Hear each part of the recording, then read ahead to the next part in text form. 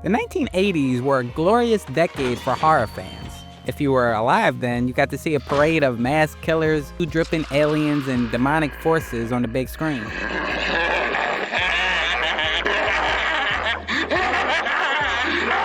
If you were a gamer, you could also enjoy slightly less scary 8-bit versions of those same nightmares, provided you didn't mind some questionable graphics and music that sounded like a malfunctioning doorbell.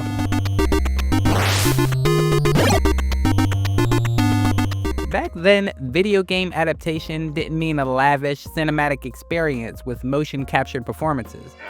It meant a few pixelated blobs vaguely resembling the movie's characters, and maybe, if you were lucky, a title screen that looked half decent. But these games still mattered. They brought horror energy into our bedrooms, even if our parents swore they were too violent and then went back to watching Murder, She Wrote.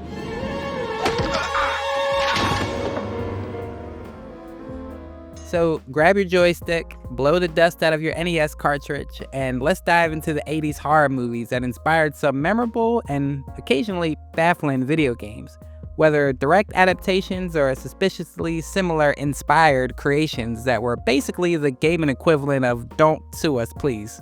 Let's get into it. And a quick apology. You're going to see a lot of angry video game nerd clips, like a suspicious amount. The man's already torn most of these games apart over the years, and honestly, he did it so well it'd be criminal not to reference him. So yes, we're shamelessly borrowing from the nerd, but it's all in good fun. Fucking shit-munching bunch of pile of poop. Let's get into it. The Friday the 13th NES game is infamous for being both frustrating and bizarre. Some folks have a strange idea of entertainment. In the films, Jason Voorhees, of course, stalks the hapless counselors of Camp Crystal Lake. In the game, you play as those counselors, who apparently have a habit of dressing like marathon runners and spending 90% of their time throwing rocks at zombies. Your job is to light fireplaces and fight Jason, who pops up wearing a purple jumpsuit for a reason science has yet to explain. Whoa! Well, he scared the shit out of me, and now he's fighting me like in Mike Tyson's Punch-Out. While the gameplay felt about as intuitive as trying to solve a Rubik's Cube while being chased by a bear, the game did nail one thing: that constant dread of Jason showing up unannounced. In both the movie and the game, you never truly felt safe.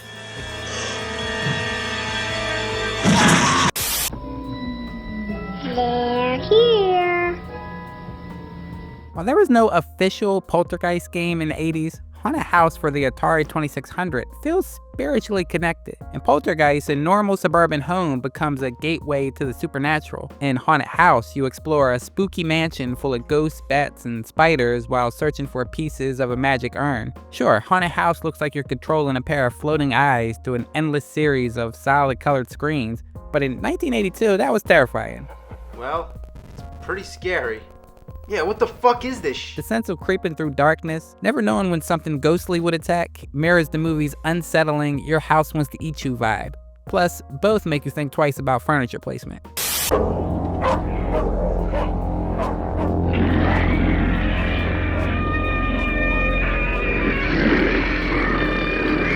John Carpenter's The Thing didn't get a proper game until 2002, but its paranoia-fueled DNA has affected plenty of earlier titles. The concept of an enemy that can look like anyone directly inspired games built around mistrust, from social deduction tabletop experiences to the eventual digital descendants like Among Us. I don't know what the hell's in there.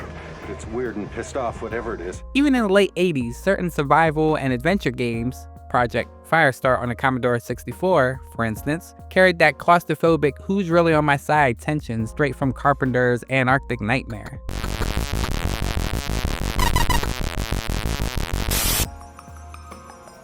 Where's Freddy? He's not home.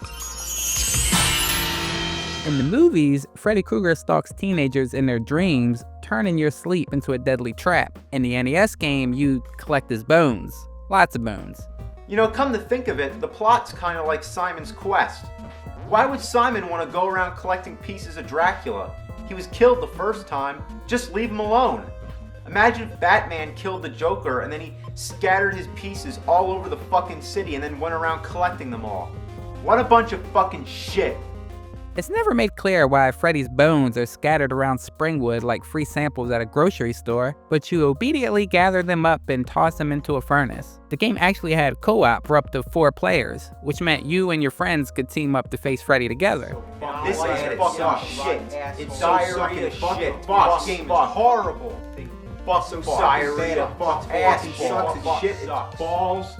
What a piece of shit. The concept of moving between the real world and the dream world was surprisingly ambitious for the NES, but Freddy still wasn't quite as scary when rendered in 8-bit.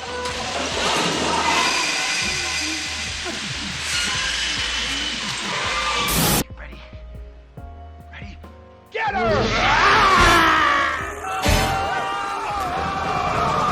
Ah yes, the 1984 Ghostbusters NES game. Proof that just because a movie is amazing doesn't mean the video game will be. The fuck was that? Ghostbusters! Sure, it also came out on the Commodore 64, Atari 2600, and a few other platforms, but we all remember the NES version, mostly because it scarred us.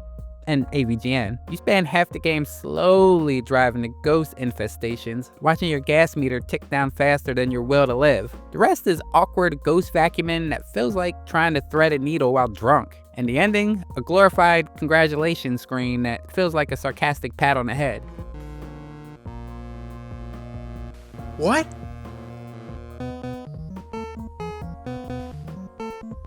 What?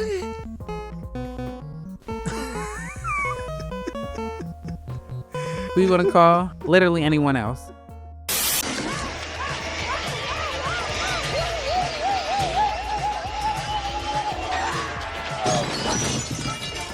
In the Gremlins movie, a cute little mogwai named Gizmo turns into a horde of destructive creatures after a series of very avoidable mistakes. In the Gremlins Atari game, you either caught mogwai before they could eat, or stopped gremlins from causing chaos in the streets. The games were simple, but the chaos of multiple creatures running amok translated surprisingly well to 8-bit gameplay. Both movie and game taught an important life lesson: never feed strange creatures after midnight. And if you do, make sure you have a good insurance policy.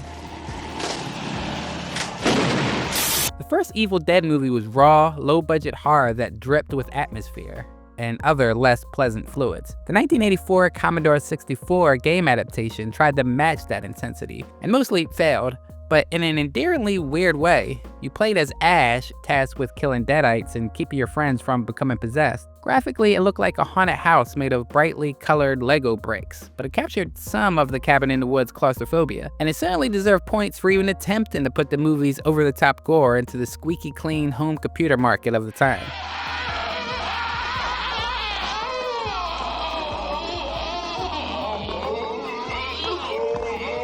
James Cameron's Aliens took the quiet dread of Ridley Scott's original and turned it into an adrenaline-fueled action horror roller coaster. The video game world responded with multiple adaptations, the best of which was the 1987 Aliens arcade shooter by Konami. It was a side-scrolling blastathon where you mowed down xenomorphs by the hundreds. The computer version, meanwhile, tried for a more tense squad-based experience. One part shooter, one part strategy, all parts don't let your teammates get face-hugged. While the arcade game was pure action, the computer game captured a bit of that slow burn tension from the movie, proving that Aliens could inspire multiple gameplay styles.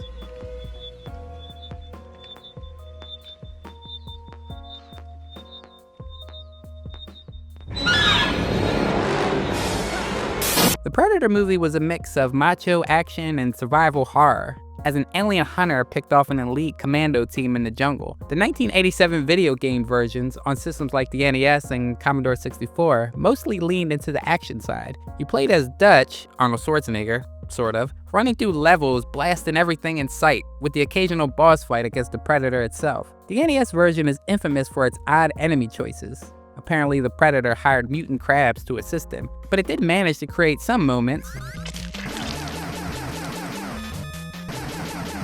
You gotta be kidding me. All of a sudden, it looks like I'm playing a completely different game. Arnold is much bigger now, and would you believe they call this section of the game Big Mode? How creative. It may not have been as terrifying as the film, but it kept the jungles feeling dangerous enough. The 1980s horror to video game pipeline was a strange and wonderful thing. Some Sometimes you got a game that genuinely captured the movie spirit. Other times you got something so loosely connected to the source material it felt like it was based on a secondhand description. Either way, these games gave fans another way to interact with their favorite horror worlds without leaving the safety of their living rooms. And for all their quirks, they laid the groundwork for decades of horror gaming to come. Today's big budget horror titles might have better graphics, realistic gore, and terrifying sound design, but they still owe a little debt to those blocky, glitchy, sometimes downright baffling games of the 80s. Once again, guys, thanks for watching. See you next time.